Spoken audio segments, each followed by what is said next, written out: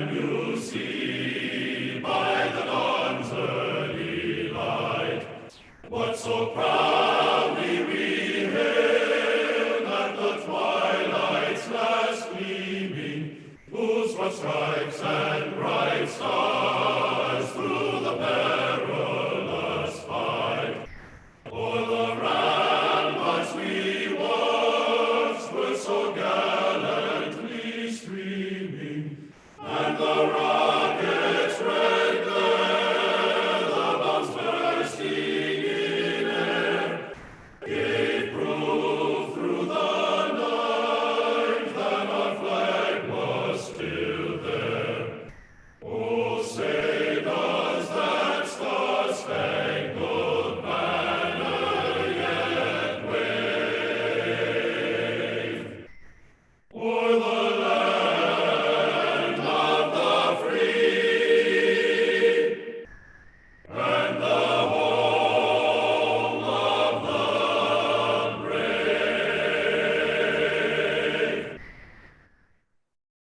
And now, Professor Christopher Moriello, Director of the Center for Holocaust and Genocide Studies, Salem State University. Good evening. Yom HaShoah is the most important event in the Center for Holocaust and Genocide Studies program year.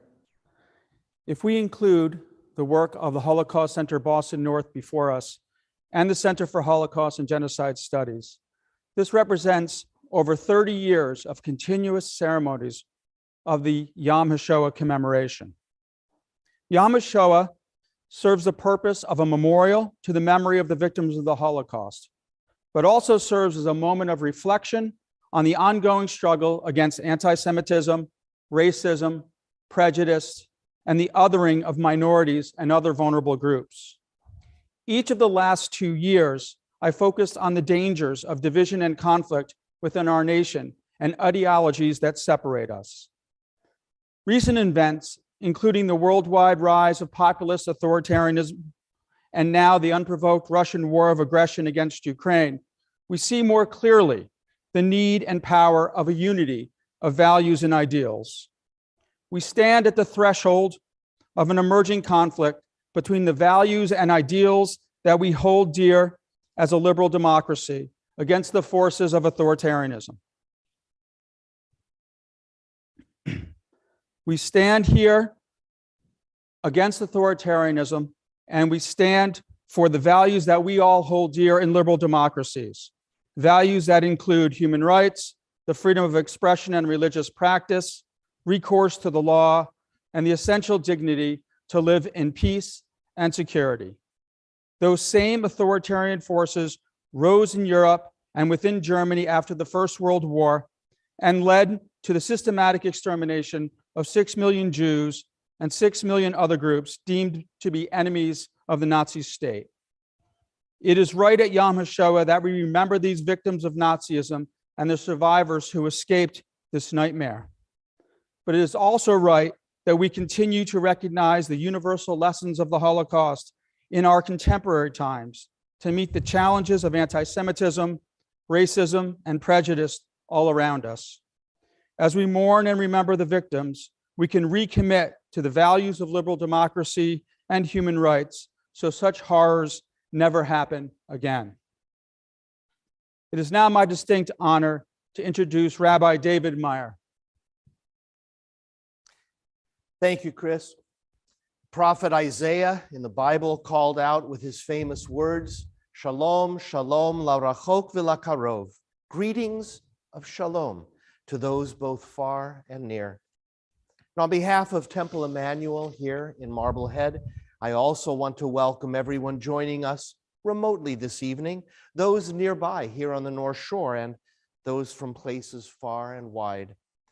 For although our sanctuary, aside from crew and participants, is nearly empty, it's nonetheless a special honor to once again this year be hosting tonight's observance of Yom HaShoah v'Hagvura, the day of remembrance of the Holocaust and the heroism, of the destruction and the resiliency. Holocaust and Heroism Remembrance Day was established by the Israeli Knesset in 1951 And in fact, this observance and next week's Yom HaZikaron, Memorial Day for the fallen soldiers of Israel and victims of terrorism, those are the only two official memorial days of the state of Israel established by law.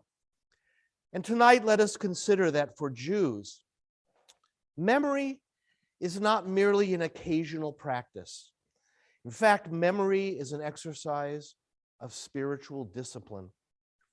From of old, our sages have taught the 6 remembrances, the episodes in our formative history, which should be recalled on a regular basis as a daily practice.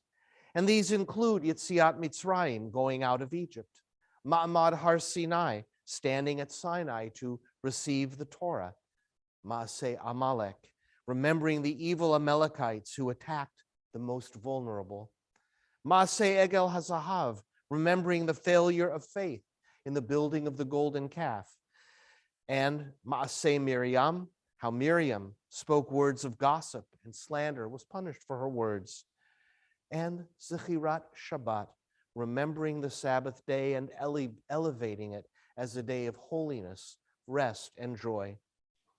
So we are urged by our tradition to remember on a daily basis these episodes in our people's history, not simply for memory's sake alone, but to help refine our personal qualities and virtues. And so it is, as we, in the generations following the Holocaust, add another remembrance to the list of the sages. And like the 6 remembrances of our tradition, this 7th remembrance of the Holocaust and the heroism must always be part of our personal as well as national refinement. For remembrance such as we share tonight not only brings honor to the lives of those lost in the Shoah, but also can help guide our moral direction today and into an unmeasured future. Through our remembering, let us learn anew and vow again to never become a perpetrator, to never see oneself as a helpless victim, and above all, to never become a bystander to evil. So I want to thank those who prepared and who will participate in this evening's program, and would now invite my colleague and friend, Rabbi Cantor Idan Irelander, to share a fitting selection as we begin our solemn occasion of remembrance. Rabbi Cantor. Thank you, my friend, Rabbi Meyer. Shalom and good evening. I'm extremely honored to be with you today to participate in such an important program commemorating Yom HaShoah, the Holocaust Remembrance Day. A lesser known fact about the Shoah is that Nazis forced Jewish musicians to perform music at the whim of the guards to celebrate the birthday of an SS officer, to accompany the Jewish prisoners' departure to work and return from work in the death camps, and more. Leonard Cohen wrote a song in response to a particularly disturbing series of events in which Nazis forced a string quartet to play music beside the crematoriums as their loved ones, friends, neighbors, strangers were being murdered. In Cohen's Dance Me to the End of Love, the dancing couple in the song are like the string quartet, but they can still experience love, joy, and happiness, whether it will be playing music or dancing for the last time before their unjust end.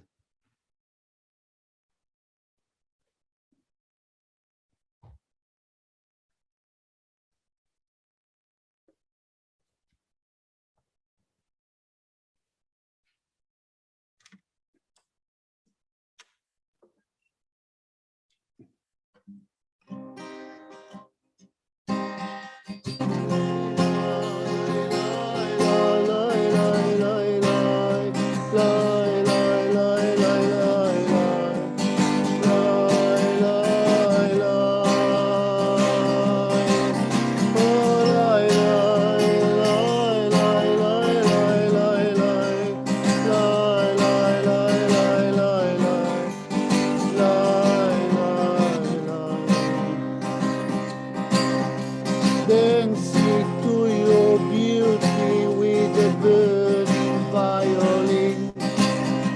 Dance me to the penny till I'm gathered safely in. Lift me like an olive branch and be my homeward dog. Dance me to the end of love. Dance me to the end of love.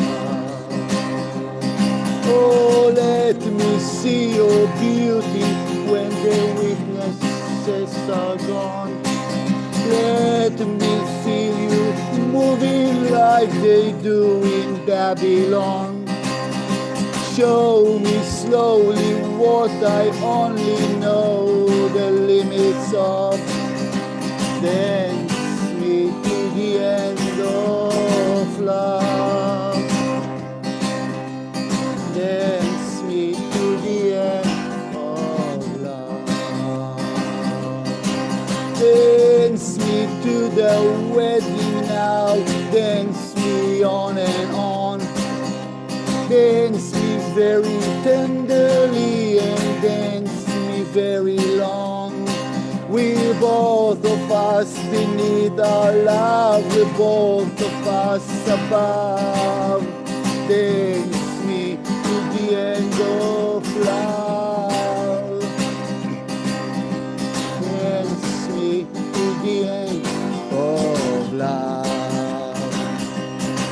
Oh, dance me to the children while asking to be born. Dance me through the curtains that our kisses ever thrown. Raise a tent of shelter now to every ready stone. Dance me to the end of love. Dance me to the end of love. Oh, lie, lie, lie, lie, lie, lie, lie, lie. Ay, ay, ay, ay, ay, ay. Ay, ay, ay. Ay, ay, ay, ay, ay, ay, ay.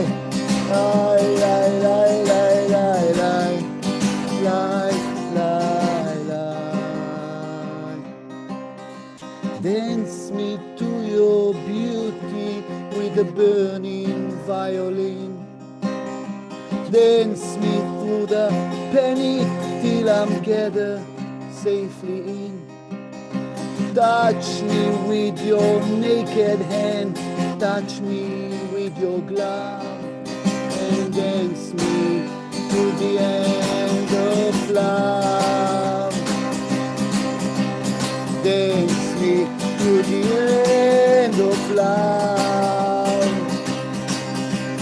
Dance me to the end of love.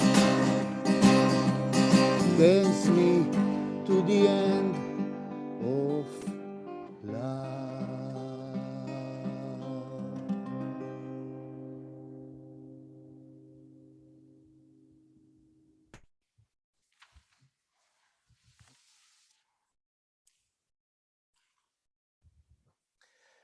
We continue with the traditional lighting of 6 yellow candles, and we kindle these lights in memory of the 6 million Jews murdered by the Nazis and their collaborators.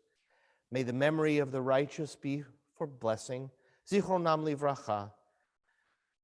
The poet Hannah Senesh has written, Ashrei hagafrur shenisraf itzit lehavot, Ashrei haleava shebara besitrei levavot, Ashrei halelevavot shead'u lachdol bechavod, Ashrei hagafrur shenisraf v'hitzit lehavot.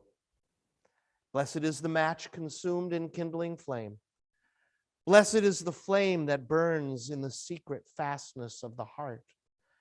Blessed is the heart with the strength to stop its beating for honor's sake. Blessed is the match consumed in kindling flame.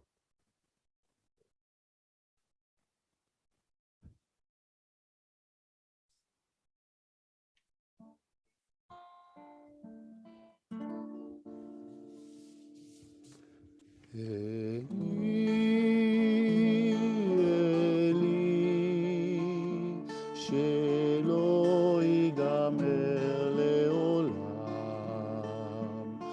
החול והים,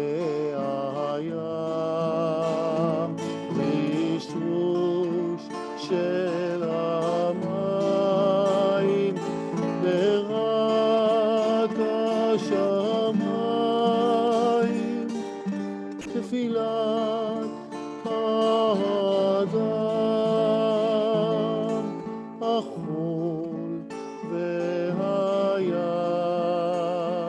רישוש של המים,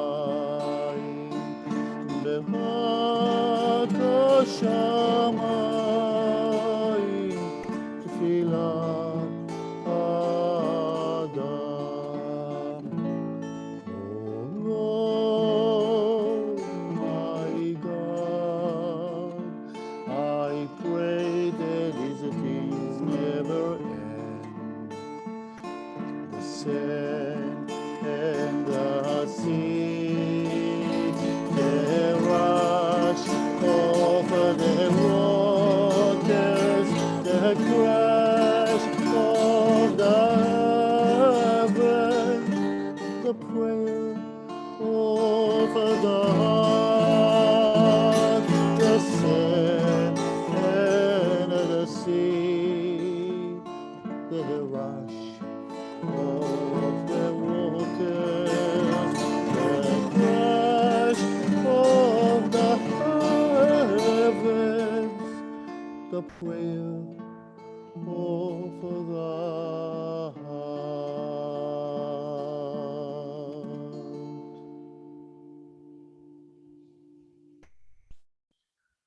Thank you, Rabbi Meyer and Islander. We've come to the part of the ceremony where some local politicians will make some remarks regarding Yom HaShoah. The first is from President John Keenan, the president of Salem State University, and then Mayor Kimberly Driscoll from the city of Salem. Good evening, everyone. Thank you for joining us for this important day of remembrance. I would like to give special thanks to the combined Jewish philanthropies of Greater Boston, the Cummings Foundation, and the Temple Emmanuel Congregation for all of their support. I'd also like to thank Professor Chris Mariello and Program Director Dan Aschett for their dedicated leadership for the Center for Holocaust and Genocide Studies here at Salem State University, and to all who helped make this meaningful event possible. I would also like to extend a warm welcome to Mayor Kim Driscoll, who joins us tonight.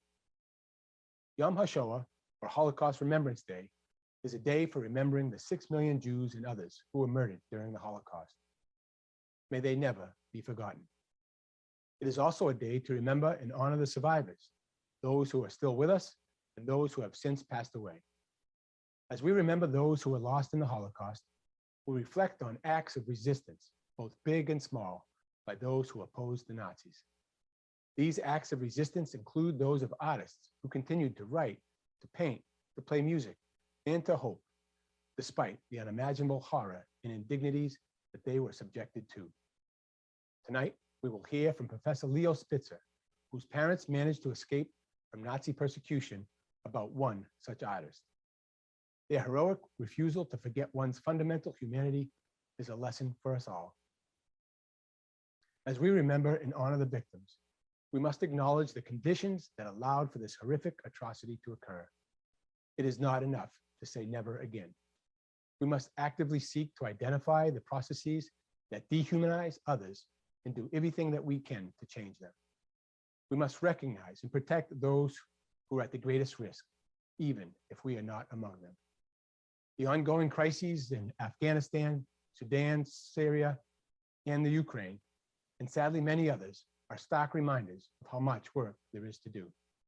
We must recognize our shared humanity and come together to create stronger, kinder, and more inclusive communities. That is the path to never again. Thank you again for joining us today and for being part of this moment of reflection and remembrance. Hello, in behalf of the City of Salem, I am honored to join in welcoming you to today's commemoration. I'm Kim Driscoll, Mayor of Salem. Yom HaShoah, Holocaust Remembrance Day, is a day to recall and honor the lives of the 6 million Jews murdered during the Holocaust, and to honor the heroism and sacrifices of the survivors and those who worked to rescue them. It's also more, though.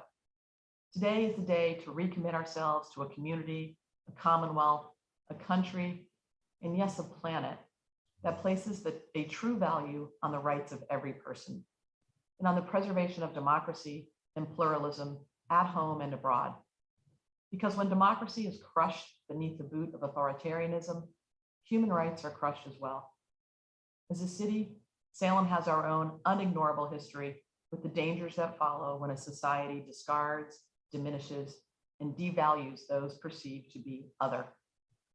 But we've changed and grown from that past, using the lessons and legacies of 1692 to inform and inspire us to be a better present and to be a more hopeful future. One where the rule of law and equal justice prevail, where every culture and race and belief system are respected, not persecuted, and one where the life of every person is valued. We can, each of us, be a leader in achieving that future. In every interaction with one another, in how we teach and raise the next generation, and how we treat those among us who are suffering, excluded, or oppressed. So that even those who are in despair, as the poem says, will know that there is a shelter, and there is someone there, that the sun is there even when it's not shining. You and I, all of us, are that shelter, and we are that sun, so long as we remain committed to justice and to remembering. Thank you for being here.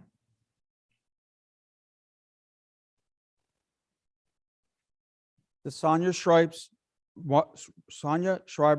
Upstander Award is given each year to students who've shown extraordinary courage in the face of anti-Semitism and racism. This year, we had a number of wonderful applications. This year's honorable mentions: Josh Comito from St. John's Preparatory School, Ariel Greenberg from the Hamilton Wenham Regional High School. This year's winners and their co-winners this year are Lucy New from Marblehead High School and Sophia Vatnik from Marblehead High School. One of their recommenders noted, "I worked with Sonia for years at the Holocaust Center, Boston North. Sonia would have been in awe of the work of the Teen Anti-Semitism Task Force and impressed in particular with Lucy and Sophia. I have no doubt that she would have embraced them, loved them, and be eternally grateful for the work that they and the task force do to combat anti-Semitism and promote Holocaust education." So congratulations to the honorable mention and to our winners this year. This year, the Center for Holocaust and Genocide Studies and the Weitz family are honoring Dr. Robert McAndrews with a lifetime honorary Sonia Schreiber-Weitz Upstander Award. Rob's service to the center, Salem State University, and the world has been remarkable. In addition to being a founding member of the center and serving on the executive committee since 2013, he has been a professor, teacher, and mentor at SSU in the Graduate School of Social Work for over 30 years. In addition to his work as an educator and mentor, Rob has created new courses for the Center for Holocaust and Genocide Studies graduate certificate program on genocide, human rights, international criminal law, and refugee studies. He also works as a pro bono legal representation in immigration court for asylum seekers and immigrations and facing deportation since 2003. A member of a research team at the New England Law Boston, providing legal memoranda for the prosecution's office of the International Criminal Court for Rwanda. A volunteer mediator and trainer for the North Shore Community Mediation Center. He has given testimony on immigration policy to the House and Senate chambers of the Massachusetts legislature. He has given numerous presentations to both academic and community forums on a range of human rights and social justice issues, including over 20 Know Your Rights workshops for immigrants, refugees, and human service organizations. Finally, he is currently a music volunteer for a hospice program. Please join me as we welcome Ron McAndrews and present this Lifetime Honorary Award.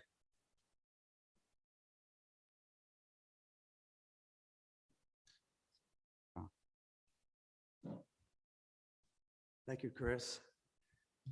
And thank you to my colleagues at the center, and a special thank you and hello to Sonia's children, Andy, Don, and Sandy. Thank you. Just a few words, if you would. Sonia survived 5 concentration camps in Germany and Austria. In May 5th of 1945, U.S. Army troops came and liberated the camp that she and her sister Blanca were in Mauthausen in Austria. She was placed then, along with her sister, in displaced persons camps that were set up by various nations and civic organizations. Finally, in 1948, almost 3 years to the date that she was liberated from concentration camp, she qualified for a visa to come to the United States, and she settled in Peabody, Massachusetts. Sonia Weitz, together with her very dear friend, Harriet Wax, established the Holocaust Center of Boston North. And thanks very much to the efforts of the mayor of Peabody, Mayor Torigian, the Holocaust Center was given a home in Peabody in their library. So I wanted to say those few words about Sonia and her life as a teacher, as an educator, someone who was a passionate human rights advocate. And I feel pretty confident in saying that I think Sonia would encourage me to say a few words tonight about the Ukrainian situation, and in particular concerning the refugee crisis. We're told by the United Nations that approximately 5.5 million Ukrainian civilians have left the Ukraine and sought sanctuary in neighboring countries. Poland has taken in the most. We heard from President Biden just a couple of weeks ago that the United States, that we would do our share in welcoming approximately 100,000. And so I want to make an appeal to you to become an advocate for those refugees. 100,000 may sound like a lot, but as of this time, if it's true that there are some 5.5 million Ukrainians seeking refuge, that 100,000 represents less than 2%. My worry is that the process that we typically have for the kind of humanitarian visas that the president has been discussing is going to be a slow one. So my appeal to you is to please write to or call your representatives and ask that we do more. Ask that we send planes over there right away to help bring some of these refugees, mostly women and children, to the United States. We can do it.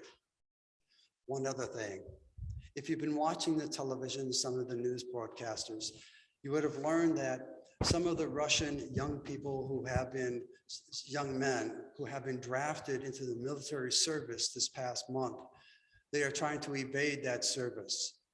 And many of them are fleeing to Europe, and they are resisting that draft.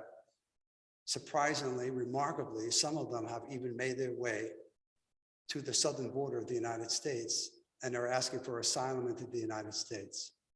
So please, if you will, be an advocate for them as well, these young men who are doing something extremely bold and daring. Please advocate to our representatives that they too be given asylum. They need help in our United States consulates throughout Europe, because that is where they would want to go and apply for asylum. So I thank you for doing that on their behalf. Thank you.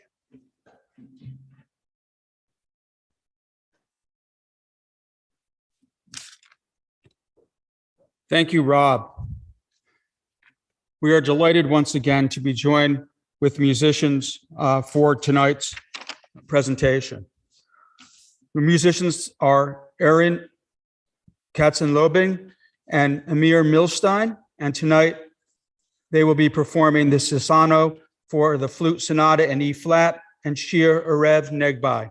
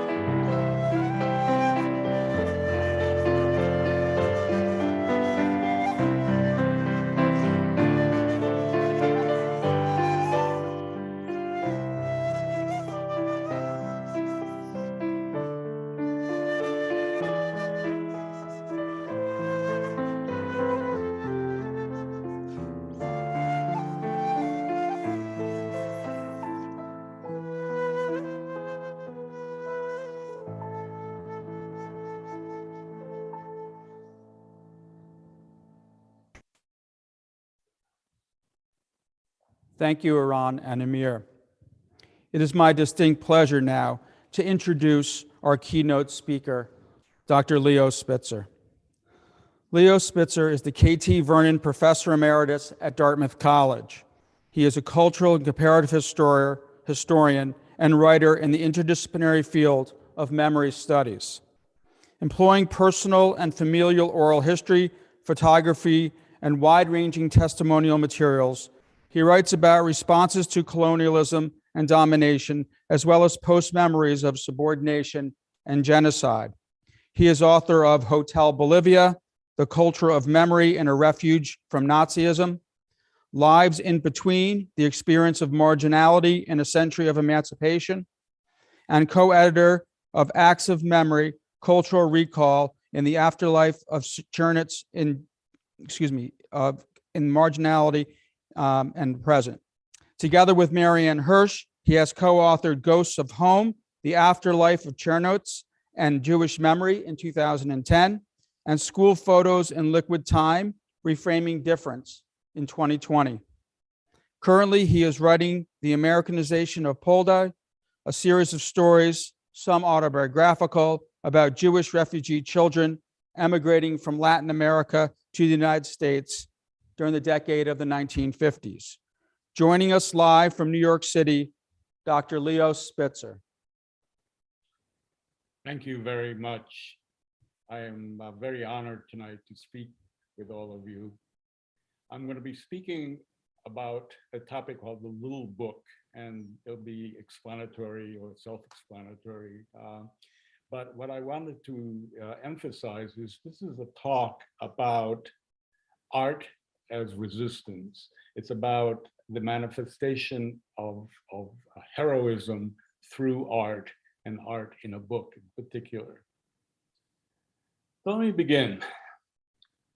In September of 1942, Dr. Arthur Kessler, a Jewish physician and practicing in Chernowitz, which was previously called Chernovitz, and many of you may know it by that name, an Eastern European city with a large Jewish population, was deported by fascist Romanian authorities to a concentration camp named Vapniarka.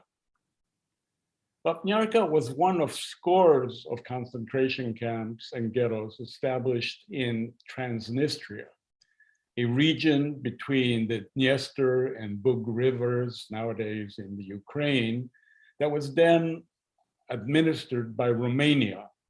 And Romania was Nazi Germany's leading European ally during World War II. Over 300,000 Jews were killed or died from starvation and disease in Transnistria between 1941 and 1944. The victims included local Ukrainian Jews and Jews that were expatriated here from the Romanian heartland and from areas that were then identified as Greater Romania. Vapniarka became notorious because its authorities attempted to kill off its inmates by feeding them a daily soup containing toxic chickling peas, actually the scientific name Latirus sativus, that induce paralysis, kidney failure, and oftentimes death. Dr. Kessler, who was informally viewed as head physician of the camp's inmate doctors, discovered the cause of the paralytic epidemic making its way through Vapniarka, assisted by fellow inmates, but also by the fact that Nazi Germany and its Romanian allies had undergone a series of military defeats in the Soviet Union in 1943 that influenced some Romanians to hedge their bets a bit and ease up a bit on their treatment of Jews. Kessler eventually managed to get the authorities to desist from this criminal activity.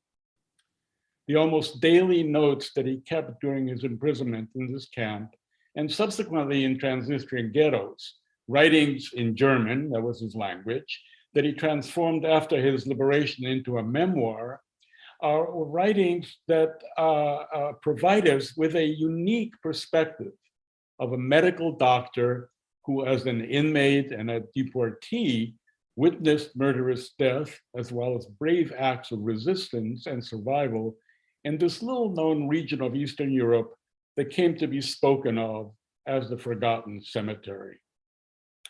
It is not Dr. Kessler's memoir, however, that I want to speak about this evening.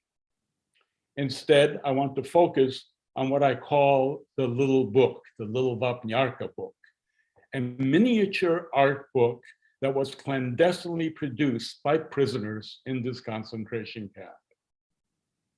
The little book, as you see, fits easily into the palm of a hand. Bound in leather and held together by a fanciful tied simple rope, it immediately betrays its handmade origin. You can see elegant raised script gracing its cover, and the cover says, if you can see it, Causa Wapniarka 194. The last number is missing. The writing or the decorations at the top are impossible to make out. The word causa, spelled with an S, makes little sense in Romanian. It doesn't exist. The ensuing title page, written in purple lettering in Romania, is less frontispiece than dedication. It says, and I translate, to Dr. Arthur Kessler, a sign of gratitude from his patients. And the little book's ensuing 40 pages contain a series of images produced by 7 different artists. Each begins with a signature page, followed by several pages of storyboard drawings, a few with labels, and 1 page of writing. Considered in its entirety, the little artist book is an account of poisoning, disease, starvation, and murder. But it is also a manifestation of resistance, survival, and of thanks. Made out of scarce scrap paper and with secreted drawing implements, it was created in a communal act of defiance and assembled during a time of danger and extremity. Indeed, Dr. Kessler in his memoir describes the moment when he received the little book and other gifts, just before Wapniarka concentration camp was actually dissolved towards the end of 1943, when the war on the Eastern Front had indeed made a turn against Germans and the Romanians, and the prisoners were relocated to other camps and ghettos in Transnistria. Kessler left in the first group of 100 inmates, and he wrote, "The patients feel that changes are underway. They are grateful to us physicians and turn up later with expressions of thanks and small handmade symbolic presents, testaments to their artistic talents." But the book was also certainly to be a souvenir containing scenes and anecdotes of camp life in graphic form. The barbed wire compound, the buildings, the bunks, meal times, men and women on crutches. Souvenirs tend to authenticate the past. They trigger memories and connect them to a particular place and time. They also help to recall shared experiences and fleeting friendships. Some of the pages in the little book are thus located and dated, Wapniarka 1943. And each series of drawings is also signed and personalized, as though to say, remember me, remember what we lived through together. And as a souvenir, the very creation of the little book is also a testament to its creator's faith in the future, that there will be a future, a time yet to come when the camp experience will be recalled. It is thus an expression of reassurance, of a belief in a tomorrow and of a will to survive. A look at all of the pages of the little book, and especially at how human figures are actually represented by the artist, is instructive. What commonalities are detectable? What patterns? Certainly such a close reading does immediately reveal that the little book offers us more than the historical information it contains or the scenes that it narrates. Scenes that all initially seem to tell the same story through the same bare minimalist plot, repeated 7 times with slight variations. But in fact, what is most strikingly apparent is not uniformity at all, but minute and larger scale differentiation, the stamp of individuality, of voice, tone, of modulation that each of the miniature graphic accounts is able to convey. The first artist, Romascanu, for example, uses purple ink and closely drawn grids to frame the pictures tightly. Through the grids, or through windows, we can make out images of daily life that seem to provide regularity, perhaps even comfort. Several scenes of nursing, close human contact, cooking, and food. Still, these scenes are mediated, almost inaccessible. We have to peer around the backs of the figures that obstruct the access to the interior spaces, allowing only partial views. The train in the last frame of the sequence, marked Spre Libertate, towards freedom, may be traversing a railroad crossing, but it is still encased by the claustrophobic grid, as you can see. Freedom may be hoped for, but it has certainly not been reached. When we view the second artist, Ida Wolf's images, all of the framing inhibiting our vision is gone. These drawings appear joyful, childlike, revealing a seemingly unbounded or indomitable life within. Kurjiapa, water is flowing. Here, everyday scenes of outdoor camp existence take place under a smiling sun, and they seem to reflect a brighter, perhaps more optimistic consciousness. Gender is clearly marked in some of them. The first includes men, women, and children. The next, only 2 men. Yet in the ensuing sketches, gender is illegible. The figures, whether lying in their bunks or in the infirmary, are of indeterminate sex. Indeed, in the last image of Wolf's sequence, a drawing which appears to dissolve even the boundaries set by the book page, a small stick figure walks out through the camp gate towards us, raising her or his arms on the road to freedom. The individual is liber, free. But in this fantasy of liberty from ruthless confinement, specific identity appears irrelevant. All allusion to liberty disappears in the next 3 segments. The third artist, named Avadani, is the most cryptic. The stick figures here are initially simpler and more basic than Wolf's, the previous artist, but they evolve, becoming more complex, less skeletal, as the illness seems to advance. Even here, however, gender is not clearly marked until the 4th panel. In this one, a more substantial figure, a doctor perhaps, Dr. Kessler perhaps, stands before a pot of food, possibly coming to his conclusion that the toxic content of the inmate's diet brought on their increasingly debilitating, frequently fatal paralysis. Or is the figure here, and in the final sequence, not meant to be an inmate at all, but a camp guard, more fleshed out perhaps because he enjoys a non-toxic chicken in the pot meal? Certainly, a context is missing in these sketches. Their figures, almost entirely unmoored, are not identifiable or located in a specific moment or in place. And yet, the panel in the little book that follows Avadani's enigmatic contribution, the page with writing within it beside the cover, the only page with writing within it beside the cover contains a powerful allusion to place in the form of a proverb. And then in Romanian it says, omul sfinteste locul, locul sfinteste omul vapniarca. And translated it means, man sanctifies the place sanctifies man, vapniarca.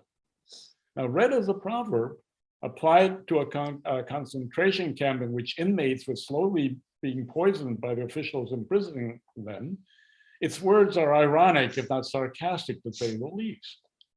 But as an insertion within an artist's book praising the efforts and accomplishments of Dr. Kessler, it must certainly also be read more straightforwardly as a tribute to the honor he bestowed on the place and on his fellow inmates with his presence. Like so much transmitted in such testimonial objects, the page's meanings are layered and not at all mutually exclusive. The generic universal omul, which means man, moreover, like the incongruous genre of the proverb, is related to some of the universalizing gestures you find in the drawings. If indeed it makes sense to say that the artists are universalizing the figures when they make gender invisible. Or are they perhaps just erasing particularity in the way that a proverb comes to stand in for and reduce a wealth of experience to a formula, which no matter how apropos is always inadequate? Jasiva's watercolors, the next artist, come after the proverb, and they stand out among all of the drawings for their visual complexity. They require that we turn the pages sideways at times, since some of them are horizontal and others vertical. Although all depict exterior scenes, they offer no allusion to freedom. These stark scenes of disease and forced labor, performed by clearly male and also by some ambiguous unmarked figures, stand in sharp contrast to the beauty of their pastel depiction, as they most poignantly illustrate the stubborn persistence of the imagination amidst pain and persecution.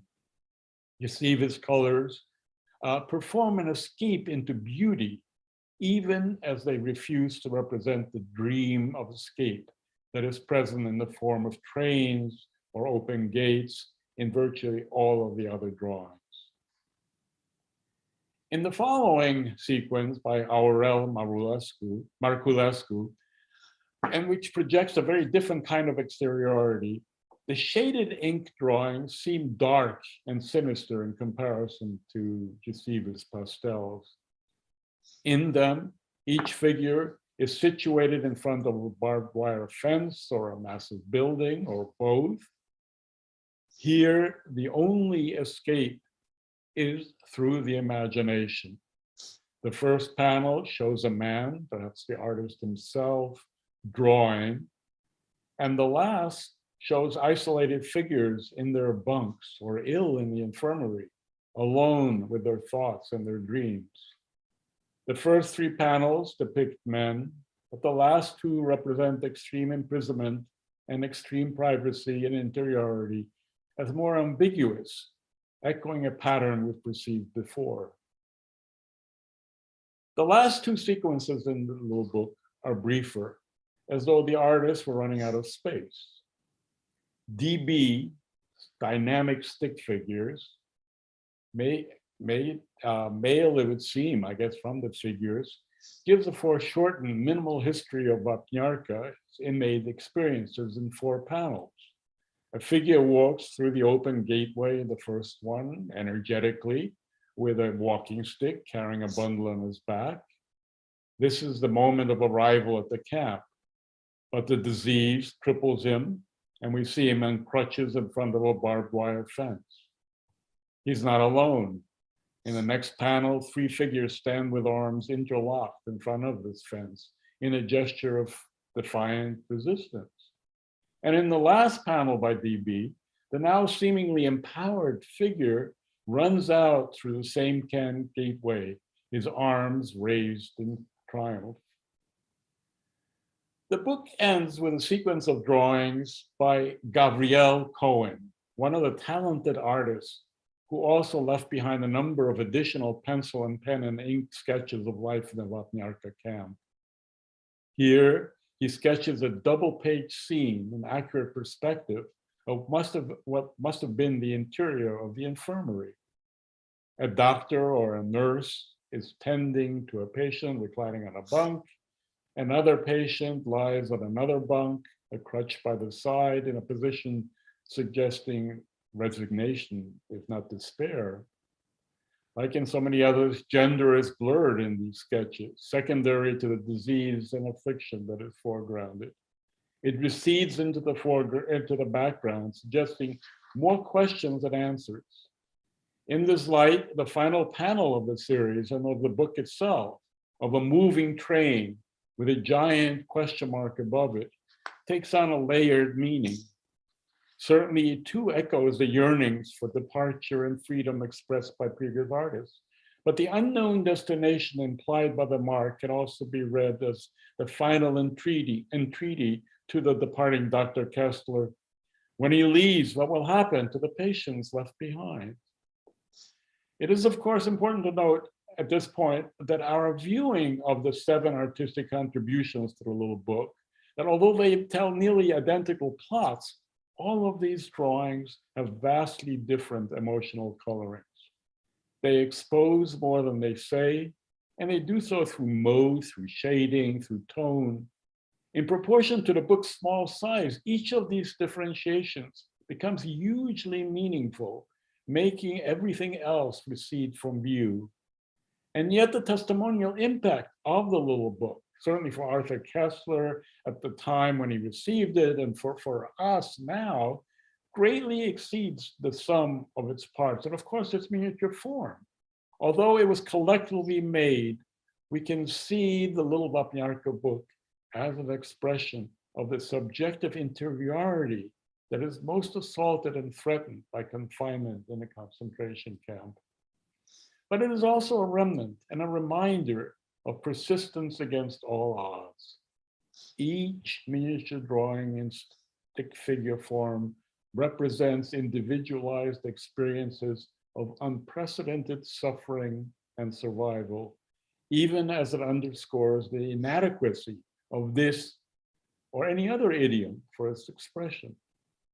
Whatever the practical reasons for the book's miniature status, they need to be supplemented with an understanding that by giving Dr. Kessler this tiny object, and we have a reproduction of it right here, by giving Dr. Kessler this tiny object, the inmates of the Vapniarka concentration camp were giving him the most precious gift they could bestow. Handmade, individually imagined, yet jointly conceived and constructed, the miniature object they're endowing to him and through him to us as well contains not only their signature, their signature, but also their bodily markings.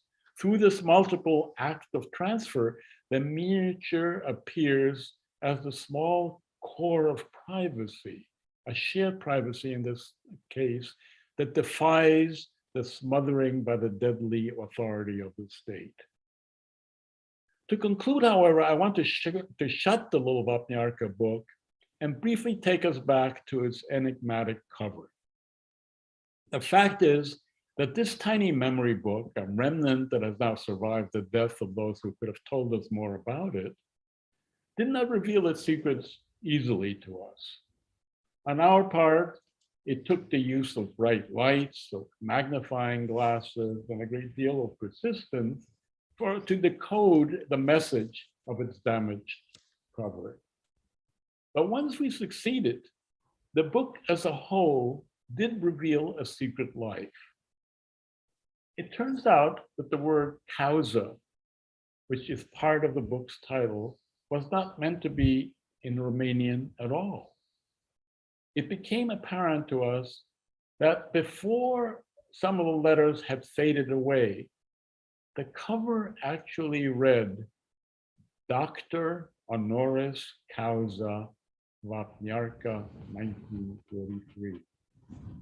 In other words, the cover writing was not Romanian, but Latin, the conventional language for diplomas and academic degrees. Once the cover became legible to us, it became hypervisible, exposing the depth of irony and incongruity structuring this gift. Indeed, the revealed irony is particularly evident to us who dwell in academia. With this gift, his fellow inmates were bestowing on Arthur Kessler an honorary doctorate from the concentration camp. Once we decode the cover, the book's intent as gift and souvenir was thus superseded by its function as an award of honor, as a kind of ironic certificate of merit embellished by a loopy ribbon made of ordinary string. The honor did not contain any grand official diploma. It contained instead, in graphic form, small individual accounts of the patient's encounters with Dr. Kessler. The miniature form, juxtaposed with the grand title, underscores the incongruity of producing art in a concentration camp, of finding kindness, of goodness, and friendship in the midst of deprivation and suffering. That juxtaposition, once we're able to make it visible, is indeed poignant. It exposes the incongruity of asserting humanity in the face of starvation and dehumanization, of figuring hunger through dreams of food, of reading gender in the context of the Holocaust. But in holding the little book from Vapnyarka in the palm of the hand, and in reading its artistry and ingenuity with an insistent gaze, we're also asked to remember those who created and crafted its contents, and to highlight and further transmit their courage, their resilience, and their collaborative determination. And it is that act of collective, creative, artistic resistance, that act of heroism, that I wish to highlight and leave with you this evening in this presentation for Yom HaShoah. Thank you very much. And thank you, Leo. Friends, our Yom HaShoah remembrance will continue with the chanting of El Malei Rachamim. And I'd once again invite Rabbi Cantor Irelander.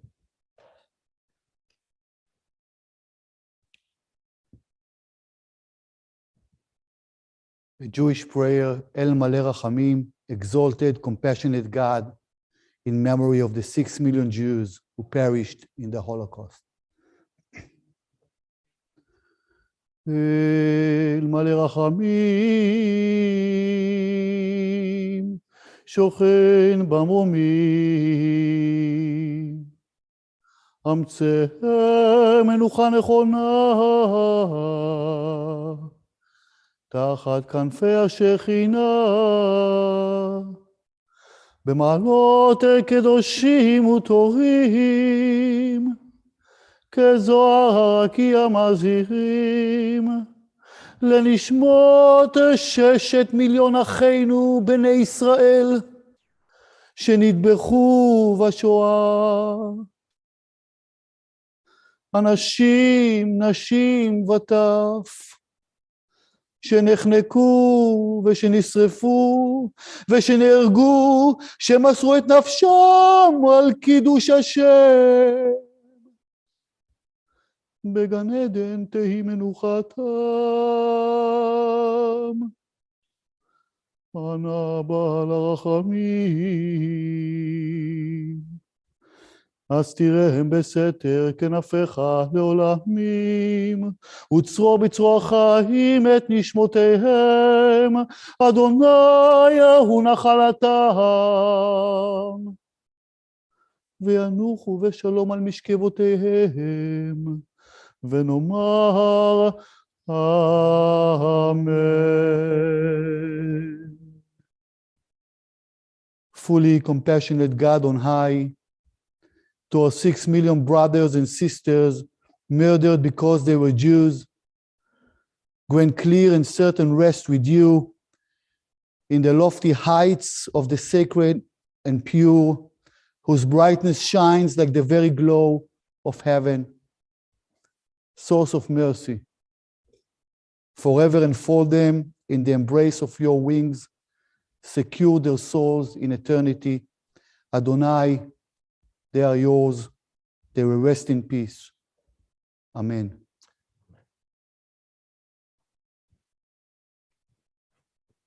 We continue with Kaddish Yom HaShoah, the Shoah Kaddish, first imagined by the late Elie Wiesel. Yitgadal, Auschwitz. V'yitkadash, Lodz. Shmei Rabbah, Ponar. Be'alma divrach chirutei, Babiyar. V'yamlich malchutei, Majdanek. V'yichayechon u'yomechon, Birkenau. Uv'chaye dechol bet Yisrael, Kovno. Ba'gala v'zman koriv, Janauska, V'imru. Amen. Yehi Shmei Rabbah mevarach le'alam u'lalmei almaya. Yitbarach v'yishtabach, Theresienstadt. V'yitpa'ar v'yitromam, Buchenwald. V'yitnaseh v'yithadar, Treblinka. V'yit'aleh v'yithalal, Vilna. Shmei dekudsha b'richu, Bergen-Belsen. La'ela, Mauthausen. Min kol birchata v'shirata, Dachau. Tushbechata v'nechemata, Minsk. Damiran be'alma, Warsaw. V'imru, Amen. Yehi shlama rabba min shmaya v'chayim aleinu v'al kol Yisrael v'imru, Amen. Useh shalom b'imromav, uyaseh shalom. Aleinu v'al kol Yisrael v'imru, Amen. May the one who makes peace on high help us to make peace here on earth, for us, for all Israel, for all humanity. And we say, Amen. Our ceremony concludes with the singing of Hatikva, the hope.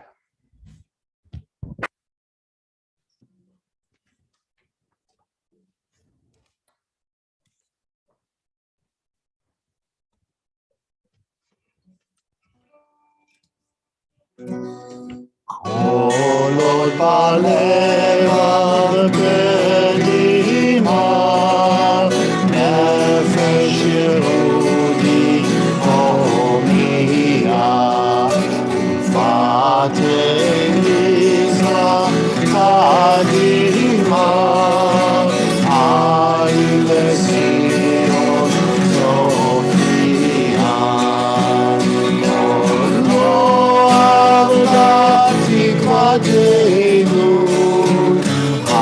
Hatikva bat yod al bayis, liot am choshi be'artzenu, Eretz Zion Yerushalayim,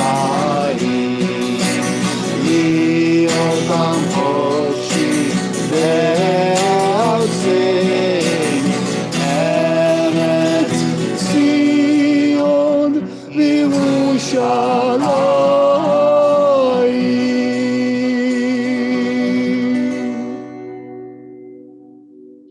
Thank you.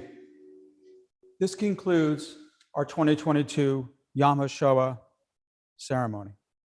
Before we go tonight, I wanted to say some thank yous. First of all, thank you for all of you who are viewing us remotely. Your presence, your virtual presence in this case, is meaningful. I'd also like to thank Rabbi Meyer for use of the temple throughout the day and tonight. I would also like to thank all the participants who joined us here live and also those who came in remote or via recorded material.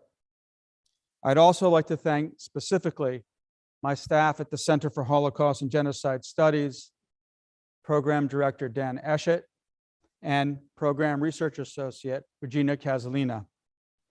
I wish you all a peaceful and happy night. Good night, and thank you again.